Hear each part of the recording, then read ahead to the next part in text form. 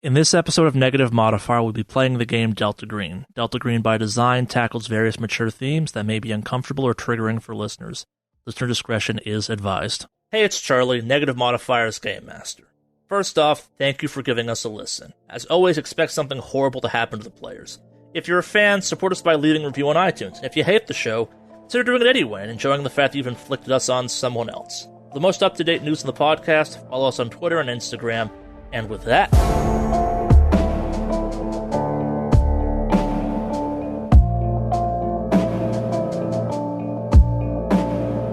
What time is it? It's getting late at this point. Like, it's definitely after Jim's working hours at Copies and More. Like, it's, we'll say, kind of based on the time you spend searching the house and stuff like that, it's, we'll round off at like 9 o'clock, give or take at this point. It's getting late. Is there Rolodex in this lady's house? Not that you found, but again, like, those haven't been used in over roughly 2 decades at this point. Like, even the older people are going to digital kind of phone books on their phones and stuff. Gotcha. I'd rather not search the lake at night, because that just sounds like a bad recipe.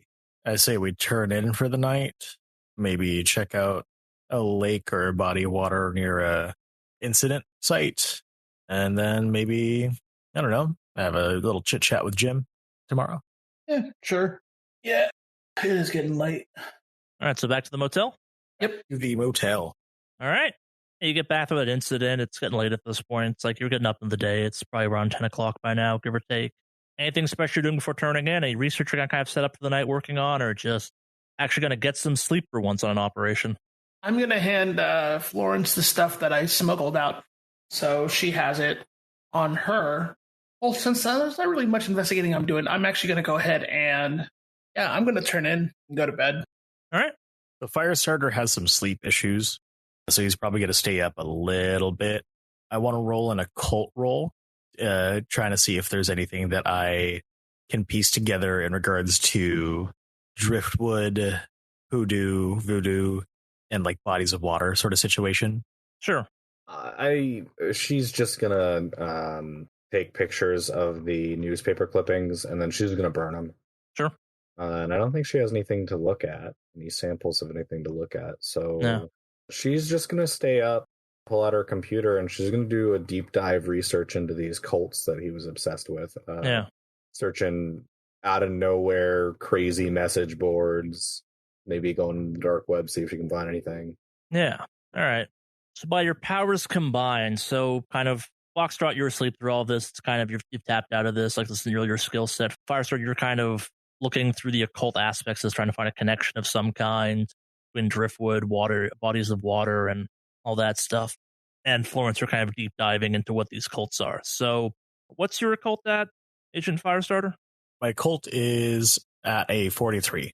What's your search at? My search is at a 60. Yeah, so that's enough to kind of piece this together. So there's nothing explicitly linking kind of driftwood, bodies of water, and kind of murders of any kind, except for the fact that you need bodies of water to make driftwood, and driftwood is a thing that occurs in not just the ocean, which kind of is the most common source of it, but like anywhere can in theory make driftwood. If the wood kind of falls into a body of water and kind of doesn't rot all the way through, as wet wood does not, as long as it stays wet, it kind of has that kind of strange quality to it, and it does go through that semi kind of not chemical change, but definitely a physical change on the outside.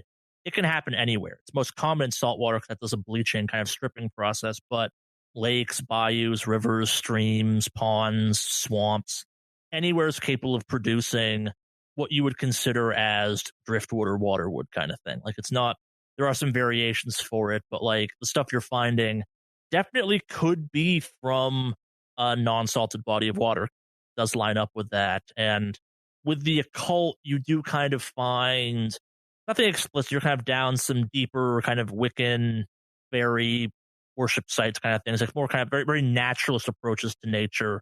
Not so much hoodoo stuff at this point, but kind of the idea that water connects things that fall into it, if you will. Like bodies of water are connected as long as they connect kind of thing. Like underground, it's ley lines and kind of labyrinths of tunnels that connect all bodies of water into one thing. And the idea that swamps and bayous and stuff like that have like a consciousness to them, and that they're all kind of, as much as they're a living ecosystem because of the stuff that lives in them from a kind of spiritual and supernatural standpoint, they also have like a hive mind spiritualness to them, if that makes any sense. It's all hogwash, and maybe that's where the kind of the hoodoo aspects of it come in, because there is some kind of idea of that as well, kind of the idea of places having power and kind of evil building up sentience in places and stuff like that in theory. But again, this is just the occult. Like, it's just kind of the interpretation of things, and using the Savannah-ness of the factor. Savannah has a lot of, quote, haunted places in it. So if you were kind of combine all that stuff together, hey, maybe the water of Savannah's haunted. That's outlandish and impossible, and why is it suddenly a problem now? But that's kind of weird. Dr. Florence. Yes. So, hypothesis. Jim has a penchant for photography. From my kind of research with the occult and whatnot, not the most connective or anything else like that, but just loose conjecture. Say that someone would kind of throw a picture or something that links a victim of a little strangling or whatever have you into a lake. Would that be kind of a basis of like a lake monster or lake wood monster targeting system? Can I roll in a natural on this? I don't. What are you trying to figure out, I guess? Like, neither of you have encountered something that would qualify as like a evil water monster by any definition of that. Like, that's not a thing. Would this like match a potential delivery method, or like the idea for a delivery method to mark someone as a target for something else unnatural? I mean, yeah, I'm not quite sure what the delivery method would be. Like, there's voodoo, I guess, at its core kind of revolves around the dolls and the idea that kind of you can make totems of people and stuff like that. That's a thing, but it's not exclusively a voodoo thing at that point. Like, that's kind of a universal idea that kind of symbols and icons and pictures have power over people from a spiritual standpoint. Like, certain tribes believe you take a photo of someone, you steal a chunk of their soul or something. Yeah, I guess, like, from a supernatural standpoint, sure, but also, like, you could maybe rig up an unnatural thing to respond to a laser pointer just as effectively, hypothetically. It's too vague a question at this point. It seems possible. Just conjecture. I'm still kind of not coming up with really anything to build a basis off of. Have you found anything yourself? Have I found anything? Yeah. So the cult itself was really a low-tier cult kind of thing. Like, the fact that it's not even a well-known thing makes tons of sense. Like, it was kind of a one-and-done type of thing.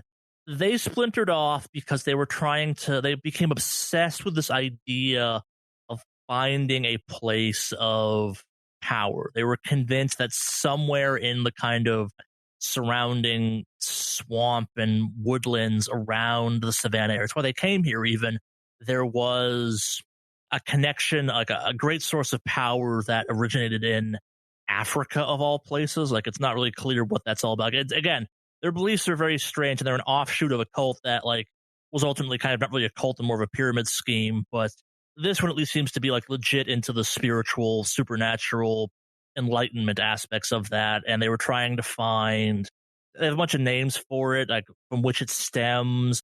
They weren't sure if it was like a source of ultimate evil or ultimate light, but it was like an idea where power gathered off of the land here. They never seemed to have found it. They just kind of vanished eventually or kind of fell apart. But that's what their whole thing was. They were very much actively searching for something in the kind of natural areas around Savannah.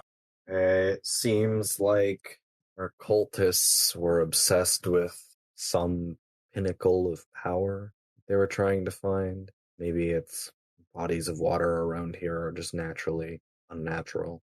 I mean, back in California, we have something called Pyramid Lake. So if they're obsessed with like pyramids and stuff, is there like some sort of formation, almost like a pyramid like here? Because all I can think about is Nicolas Cage's Tombstone, but no, it's not a thing. Not in case what you're looking into. I mean, maybe at the bottom of one of these lakes, you'd find something, but I don't know. Whatever it is, I'm more and more convinced that it is this kid. So we need to be on the lookout, make sure that we need to get something solid before we remove them. But it's really looking like it is him. Well, we still have, what's her name again? Minerva Hall. We still have Minerva Hall to kind of think about as well. And then we can always get whatever report about Williams. But from what I remember, that one man who was who we were talking to, I can't remember his name, but she seemed like a decent individual. Yeah. I mean, honestly, he kind of fits the profile for what we're looking for, right? I'm not sure that Minerva does. Little stalker guy, kind of ugly, probably got a chip on his shoulder. Absolutely looks absolutely something that weird shit starts happening with. Yeah, whatever happens, we might need to bag him. Mm. I think John knows how to get rid of a body pretty well. It's not like we've all not had to hide a body before. I mean, like, you dissolve one body, you dissolve them all. You set fire to something, just get rid of their ashes. There, you set fires to something, whatever. You know what I mean? That's your job, not mine. Well, you were kind of my mentor into this at one point in time, so look, we're each playing a part on a team. I do the backlog work, right? I look at things through microscopes, and occasionally I shoot things, but yeah, you do. Getting rid of bodies, forensics, all that kind of stuff. That's not my field. You and John are gonna be you guys are the experts in those fields. Gotcha. All I'm saying is, I mean, you can still you can still kind of give yourself a little credit. You got one over me on Wendigo kills, so there you go. Anyway, I took a watch last night. I am going to bed. You want to wake up John, or are you going to take this shift? I mean, I'll keep an eye out for a while. I'll wake John up halfway through. Perfect, because I am dead tired. Get some sleep. Do you need something to help with that? Do you have something to help with that? Absolutely. Ho. Go into her bag and grab some sleeping pills and toss them to him. Their prescription. Ooh. Bless you, my traveling pharmacist. Mm-hmm. How much will kill me? Don't take more than 3. I pull out 2, dry swallow them, undress, and lay on the floor. I'm gonna go outside. All right, so you're outside? Yeah. What you doing outside? I'm just keeping watch. Yeah. I mean, I'm not doing anything of note other than just making sure nobody's watching us and anybody's really like paying attention to us. No, sure. Yeah. The night passes eventless. Nothing worthy of kind of watch happens, I guess. Like maybe see some cars drive by way too fast. Yeah, normal night, if you will, as far as nights go for Delta Green operatives. Morning arrives, sun's up, people are some version of rested. What's the plan? Can we fit a visit to Oak Tree Whispers before we meet up with Jim, or we gotta meet up with Jim and then make a visit to Oak Tree Whispers? Well, we want to ambush him at work right as he's going to lunch. So let's swing by Oak Tree Whispers. He's going to be going in this morning for an interview, so he's not going to be in for a while. Gotcha. Give Officer Williams a call. All right, yeah, so he picks up, kind of sounds tired. Yep, still out here. Wife's pissed at me, but you dropping by anytime soon? Yeah, it was good. We were thinking about making a little visit to Oak Tree Whispers. Anything of note happen? Nah, as best I can tell, she's in there still. Looks like she went to bed at one point last night, but yeah, shop lights are on, the open sign's open, open sign set up, but yeah, hasn't left since I set up shop here. Gotcha. Go get yourself a good coffee. You earned it. You want me to wait till you show up before I go do that, or am I free to go now? I put my hand over the receiving end. Hey, Dr. Florence, Officer Williams good to dip, or do you want him to leave when we get there? We'll be there in 20 minutes, then he can go. Cool. Officer Williams, we'll be there in 20, and you're going to be good. All right. Yeah, I figured that might be the case. Soon you get here. I hang up. All right. All right, let's go get coffee and then head over. We'll pick him up something on the way, too. All right, so you head to Oak Tree Whispers? Yep. The shop itself is a bit of an oddity. So it's a 2-story building. It looks like someone's converted at least a chunk of the first story to be this voodoo fortune teller shop of some kind. It's not quite clear what it's doing. It definitely has some tourist trappings to it, if you will. The second story kind of looks like a normal house. It's a flower bed out front that's got a variety of kind of like looks like herbs and stuff like that inside of it. Makes sense given the voodoo-ness of it. Someone definitely lives here. This is more someone's converted their domicile into a place of business than a business into a home kind of thing. Like it makes a certain amount of sense, probably goes along with the whole kind of local mystic angle of things. Officer Williams is kind of sitting on the hood of his car, kind of waiting for you. So you pull up, kind of nods. Like kind of just says, you pull up, yeah, she's in there. Lawrence like rolls down the window and holds out a all like black coffee. Oh, God bless you. drinks greedily from it. This is the best, worst cough I've ever had in my entire life. What's so special about this lady? She came out once or twice to deal with her garden. She's just some kind of older woman. She dangerous or something? Maybe. More thinking that she might be the next on the list, but I think she's safe. I think she's a probable victim. Interesting. Not anymore. Why is that? Keep up the good work and you'll find out. Kind of chuckles at this. Okay, yeah, I get it. Secrets. Can't trust the local PD with it. Kind of like just like pretends to be her, but mostly just tired and kind of walks off, gets in his car. I'm going to go home and rest for a little bit. I'm technically off the clock, given, the whole surveillance thing we just did. So I'm going to try and get some sleep. You're not stopping by the station to meet with Jim anymore, right? Nope. We're going to have a nice friendly chat on his lunch. Cool. Totally get it. Like, get some sleep. Don't think too much about what you're doing. Easier that way. No, fair enough. Yeah, gets in his car, drives off. Oak Tree Whispers is not in a super populated part of town. The nearest building appears to be abandoned of some kind. The house is nice, though. It's well maintained, if not a little leaning into the voodoo aesthetic of it some. There's kind of vines all over it. It's a nice enough house kind of thing, too. Like, it's not run down or anything compared to its surroundings. You approach? Yeah. Yep. Let's not do badges to start. Yeah, I don't need to flash my badge for this one, I don't think. Yeah, let's head in.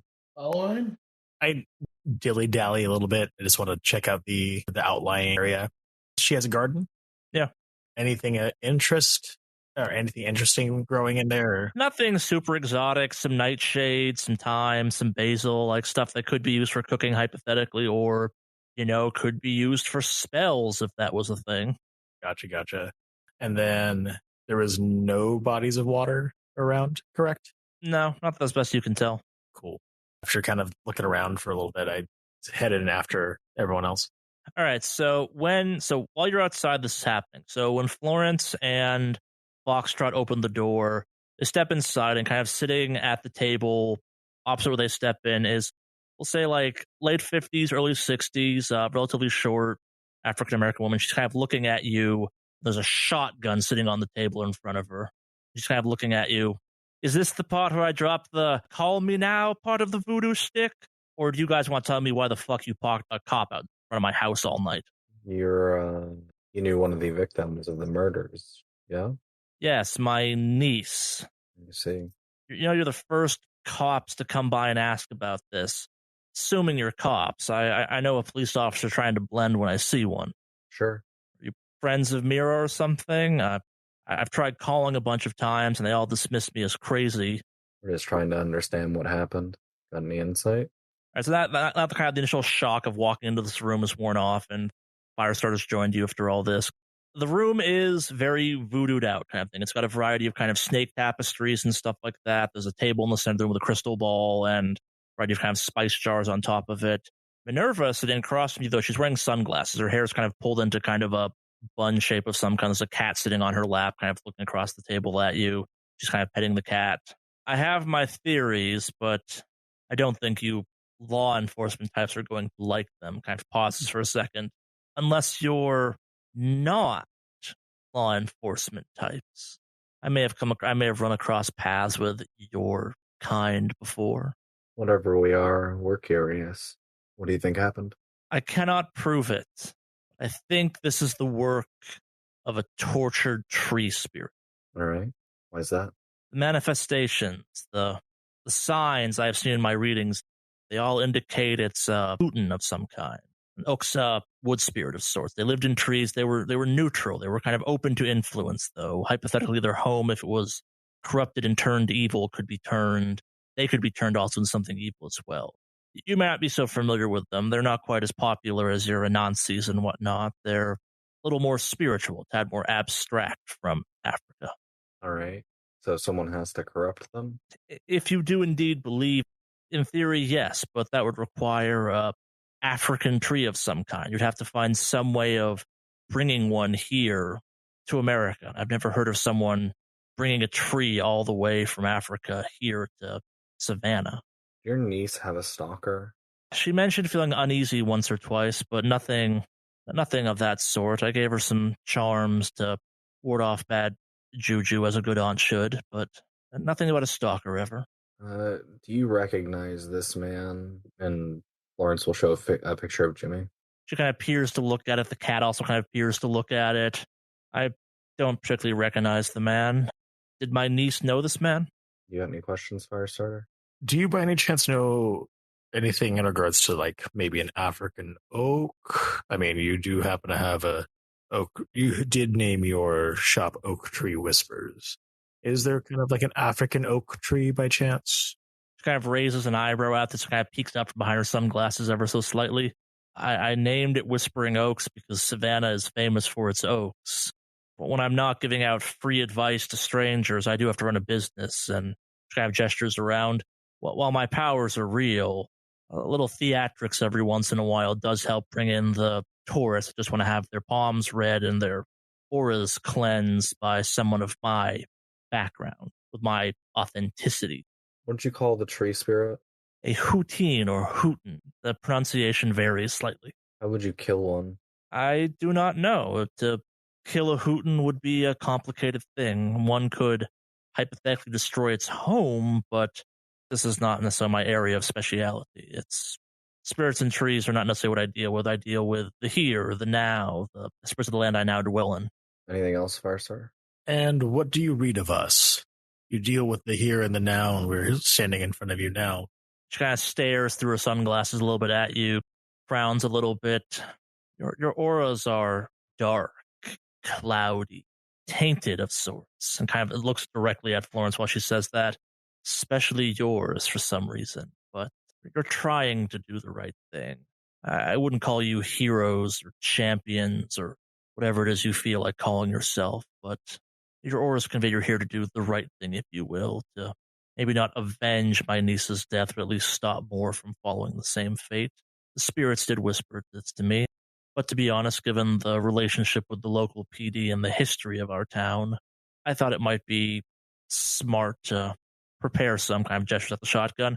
I do apologize for the theatrics, but you understand. We'll do what we gotta do to survive. And nods at this. That we do. Miss Minerva, one last question. Do you by any chance know where the oldest oak grove or the oldest lake would be around this area? She kind of shrugs at this. I'm no tree expert. What are you getting at?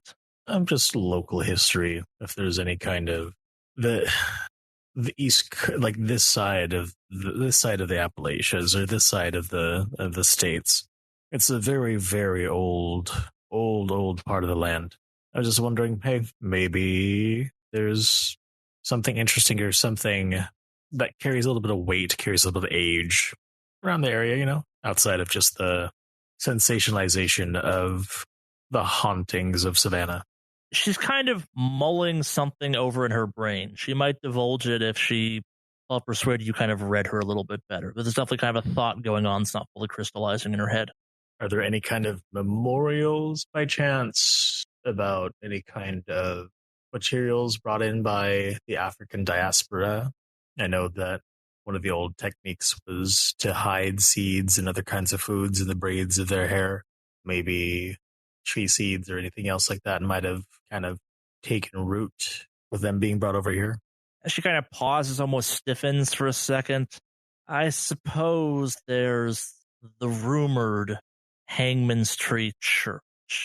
It's a terrible story, a horrible tragedy, long forgotten by local historians for its, let's call it, unsightly portrayals of long ago at the end of the Civil War. There was, this is all just kind of local rumor, if you will, there was an African church out in the woods, far away from towns. They could worship and congregate in peace, far away from civilization that had chosen to shun itself. One day, though, some of the local townspeople took poorly to this and locked the congregation inside during Mass and burned the church down with them in it. I've never tried to find it because that place would have terrible juju, but allegedly from the ashes, a giant tree grew, an oak of some kind, an angry, twisted tree, fertilized by the blood of those that were killed there. And over the decades since, after the tree grew, certain members of the local populace kind of pauses. I suspect you can guess at maybe which types would occasionally drag certain unfortunate members of the black community out there, none ever returned. It was a hanging tree on desecrated ground where hundreds of my ancestors died in one of the worst ways possible. It's just a rumor. I've never found anything real about it. I would love to cleanse such a spot from the lands here, but it doesn't actually exist. Do you have any idea where someone would look? Kind of shakes her head at this. She's kind of a little bit uncomfortable with the whole conversation now. She's like, I've only ever heard stories of it.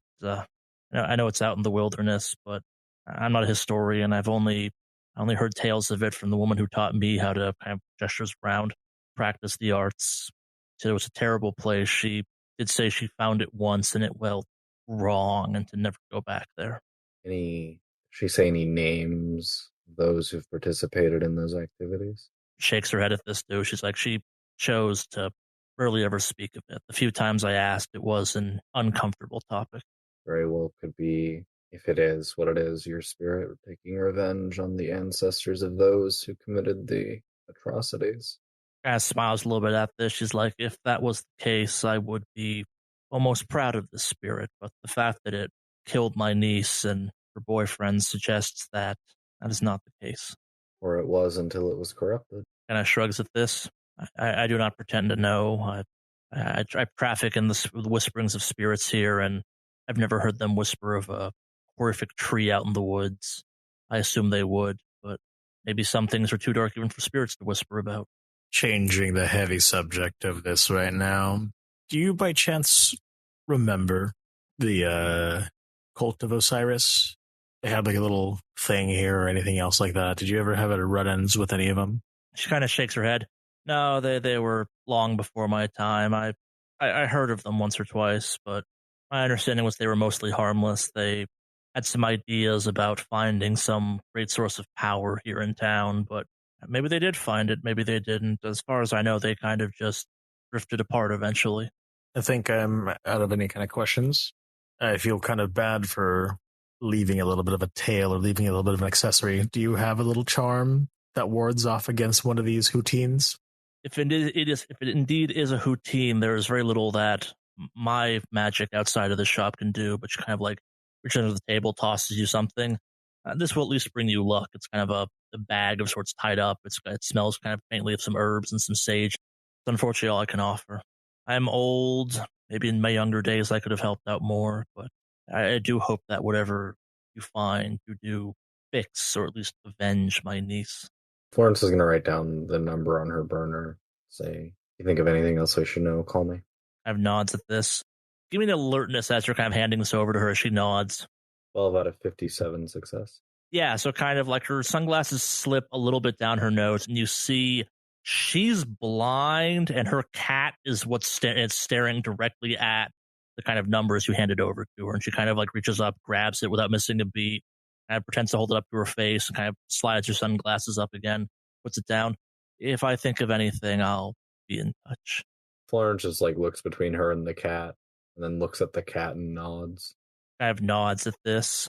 If that's all, I do have a business to run. I do, in theory, have appointments showing up soon enough for the show of it. If you'd like to stay, I can give you a reading and cleanse your auras just for good luck, but I'm not sure how much I could really cleanse off you three. Sure. See you later. I have nods at this, and the exit the door kind of got all the swinging bell things. It dings as you go outside. I leave a 20 on the table. Thank you for this little charm. Take a kind of a whiff of it and put it in my coat pocket. Sure. I'm just gonna walk out. Don't really have much to say in this one here. Not fair. Yeah, I'm not really the investigatory type. I'm the shooty type. I will say though too, like Foxtrot probably has a bit of an odd reaction to this. Like you're using what probably are in your mind to be like new age hucksters as viable sources of information. This is not what you're used to doing for intelligence gathering. Yeah. What's the read, I guess, that Foxtrot's coming off of this with? Like, he's seen some stuff, but like fortune telling is a little hokey in his mind, probably. Yeah, I mean, I'm just trying to keep a straight face and not really. It's not really my. I mean, excuse the pun, but not really my cup of tea. It's very much one of those things where I'm just kind of letting two folks who have the investigatory skills do their thing, and I'm not really saying much because I may actually end up being a dick, as is my nature, especially with stuff I'm not interested in. So, yeah. That makes sense, yeah. So you're outside the shop at this point. What's everyone else's reaction to being in there? In theory, Florence is having several reactions right now. Firestarter's smart enough and experienced enough to know he's not supposed to have a reaction to that. Like that was, if it was something, some small fries, but also some dark information got thrown out there kind of casually. Florence she tries to act like she's like not impressed or really having any interaction, but I mean, between the cat and like her extensive knowledge, and then her saying that like Florence's aura is darker than Firestarter's and Foxtrot's, she's a lot put off. She's very concerned. What's going through Firestarter's head at this point? He's really kind of channeling that desire to get rid of something so twisted and so corrupted.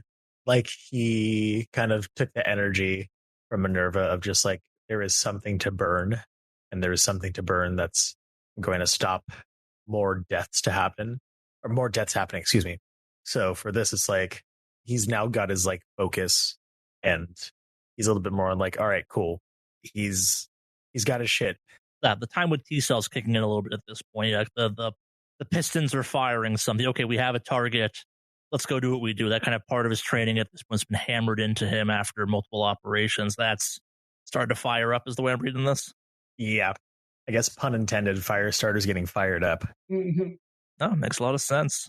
The bag of herbs. I'm not trying to make it like a Johnny Depp in fucking Pirates of the Caribbean with his jar of dirt, but despite the fact that it seems kind of hokey, he's just going to hold on to that shit and just be like, all right. No, it's a gift. It'd be rude to reject a gift. It'd be also stupid to reject a gift that could be useful. Yeah. So where are we off to next? It's time to go and try and interrupt Jimmy's lunch, or you guys need some downtime, I guess, to kind of run through some of the information you just got. What's the plan? Let's go interrupt Jimmy's lunch. All right. We're going to set up for that. Yeah. So now I get to shine. So what time is it right now? We'll say it's like 8 a.m., 9 a.m. at this point. It's still relatively early in the morning. You'll have to wait for Jimmy to go through the police stuff. You definitely could kind of put some light surveillance on his place of business and kind of scope the area out if you wanted to. Remind me again, what's his place of business? His place of business is Copies and More. When you go there, you realize it's spelled Copies and all capitals, ! More. Okay. From the outside, the place is a tad faded out kind of thing. It's definitely not a new or trendy version of this. It's kind of hey, it's here. It's convenient, so we keep going through it for stuff. It's a slowly dying store, if you will. It's not part of a chain. It's not FedEx or Kinko's or anything like that. It's just an independent store of this nature.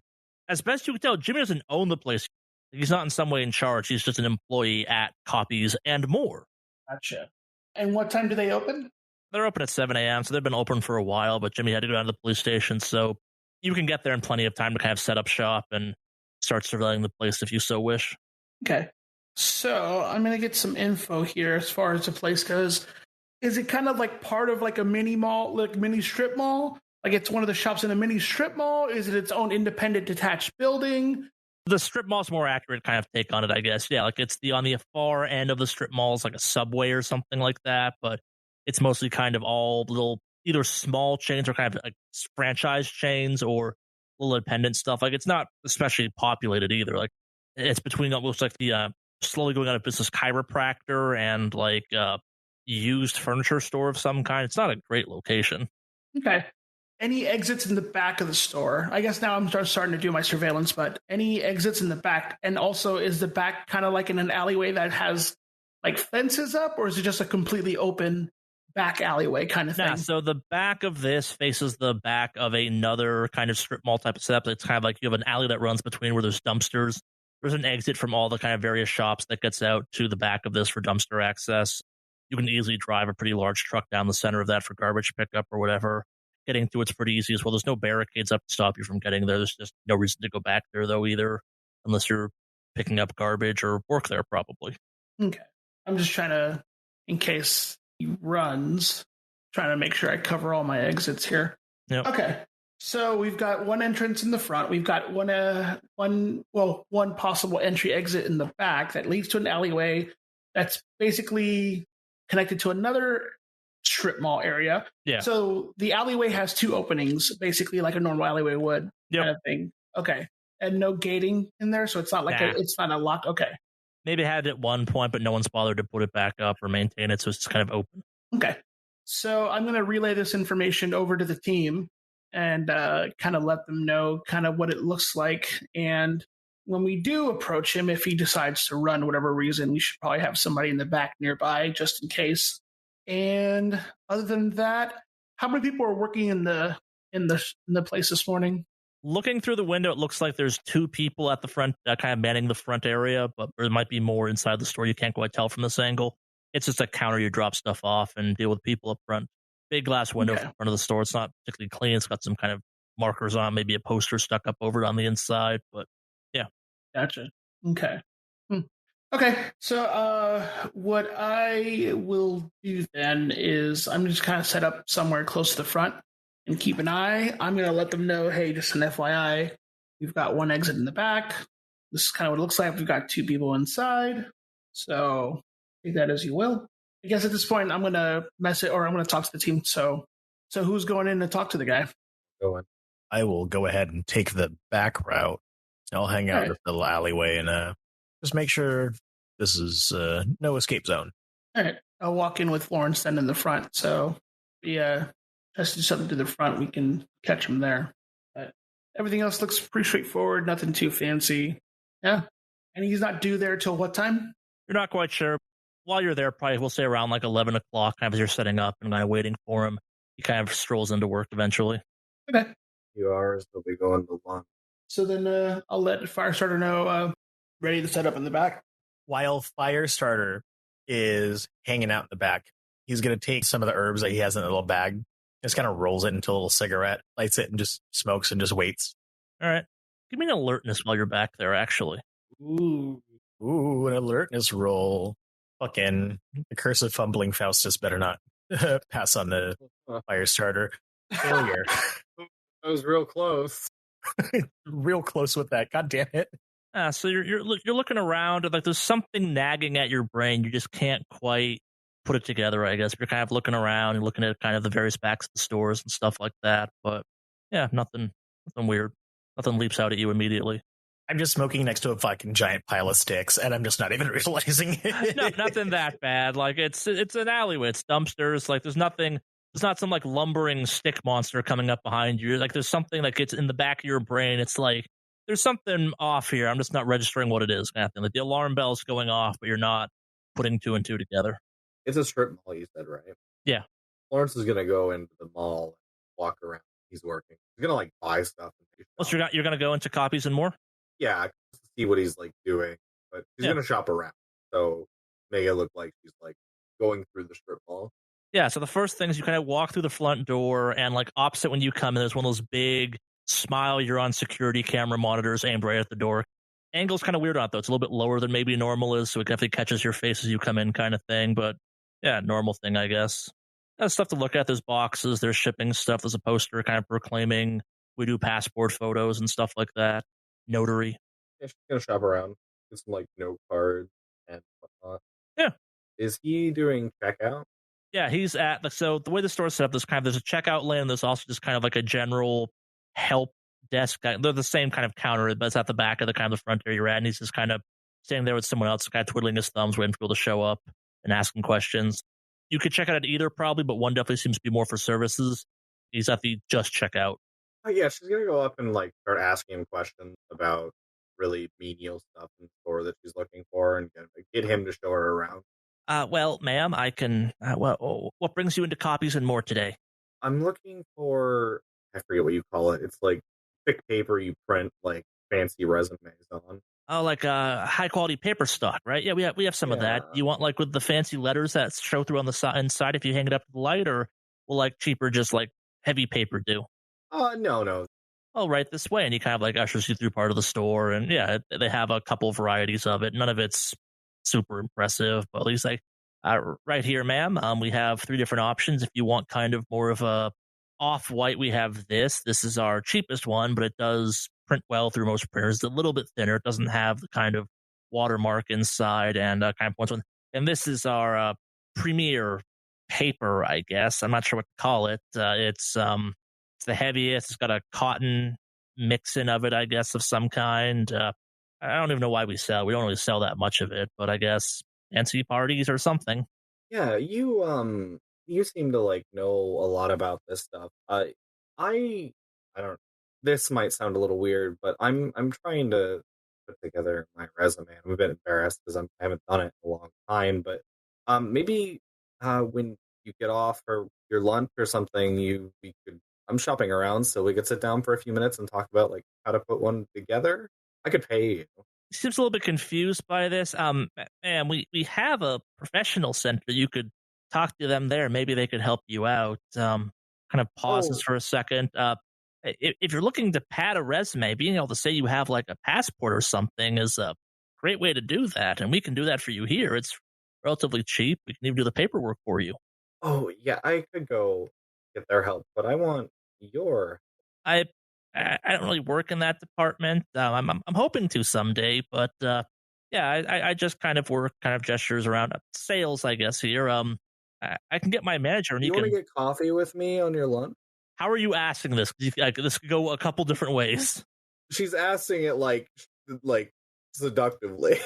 He is definitely thrown by this. He's like, She's like trying to subtly flirt, and it doesn't work, so she's just blunt with it. There's two awkward people. Just I could get coffee. Yes, I could definitely get coffee. My lunch break is actually kind of looks at the clock. It's about an hour and a half. If you want to keep shopping until then, or there's a Starbucks down by the subway at the end. If you just want to wait for me there, I can meet you there when I break for lunch. I'm assuming my manager lets me because I had to come in late today because I had to go talk to the cops. My mom was murdered a couple days ago, or more than that, but like a couple weeks. Holy shit! Oh, why is he so casual about this?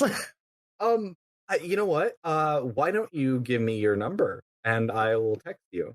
You'll give me your number? No, yes, of course. I grabs one of the fancy pieces of paper and scribbling a number down as fast as he possibly can. Here you go. Folds it. I look forward to sharing coffee with you, milady. Oh no! Thanks. I'll see you around. She's gonna leave, and she's gonna go get back in the car. So Foxtrot was in there for all of this. What is Foxtrot's reaction to this? Foxtrot is doing everything in his power to not fucking die of laughter. And so I'm just I'm assuming since she was shopping around, we were shopping separately as to not make it obvious. Yeah, of course. So I'm just gonna stay in there a little bit longer to just kind of gauge his reaction after Florence leaves. He seems super happy. Holy shit, I'm trying so hard not to laugh, like, behind whatever, like, I don't know, behind the postcard rack or something.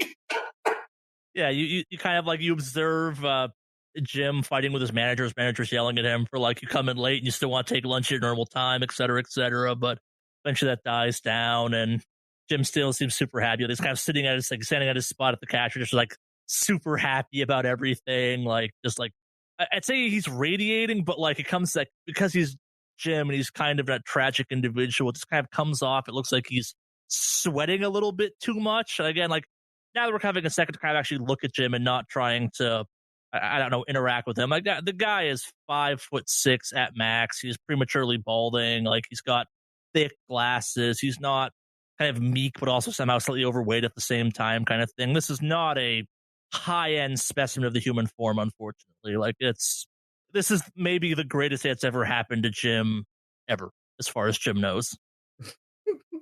He's a solid 4 in good lighting. Maybe a solid 4 in bad lighting, but yes, he's a Georgia 4. This is not me shaming people that look like this, but I don't have a better way of describing him. Like we've had like half-fish people on this podcast, so yeah, we should be used to kind of like it's not a good looking man. He's not like tragically bad looking, but like that aggressively mediocrely average look, I guess, is the way of thinking of him. If he was a spice, he would be flour. Firestarter's just going to text the group. It's like, How's the op going? I'm going to text the group and say, Florence has a date. Tell him, Florence. Florence doesn't respond. She's in the car with her head buried in like the back of the seat, screaming. Firestarter responds 2 fire emojis and a thumbs up. So I guess after kind of observing him a little bit longer, I'm going to head out and make my way to the car. Yeah. I'm going to take my little herb cigarette, toss it in the alleyway, and I'm going to step on it to put it out.